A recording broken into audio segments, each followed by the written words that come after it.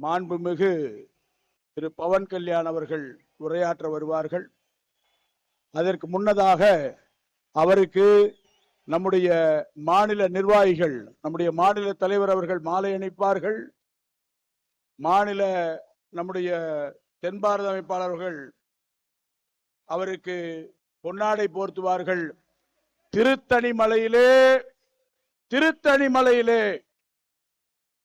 வைகாசி விசாகத்தன்று வைத்து வழிபட்ட வேல், இங்கே 6 படையிலே வைத்து 6 நாட்களும் வழிபட்ட வேல், அந்த வேலை நம்முடைய பவன் கல்யாண் ஐயா அவர்களுக்கு, மாண்புமிகு துணை முதல்வர் அவர்களுக்கு, அண்ணா கொஞ்சம் 2 முன்னாடி வாங்கினா நைனாருண்ணா, அண்ணா 2 பேர் வாங்கினா, நம்முடைய துணை முதல்வர் அவர்களுக்கு, நம்முடைய மேடையில் இருக்கக்கூடிய அத்தனை பெரியவர்களும் சேர்ந்து நம்முடைய அன்பளிப்பாக முருகனுடைய அருளை வழங்கக்கூடிய வகையில இந்த வேலை தருகிறார்கள்.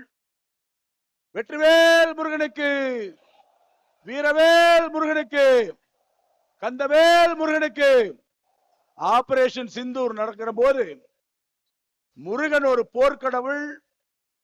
ஆகவே ஆறுபடை வீட்டிலும் அவருக்காக ஒரு வழிபாடு நடத்த வேண்டும் என்று தன்னுடைய ஜனசேனா கட்சியை சார்ந்த அத்துணை நபர்களையும் அனுப்பி வைத்து இங்கே எல்லா 6 படைகளிலும் அந்த வழிபாட்டை நடத்தியவர் மிகச்சிறந்த முருக பக்தர் நம்முடைய உரையாற்றுகிறார். பொதுவா மதுரை பிள்ளைத்தமிழ் ஏற்றிய இடம்.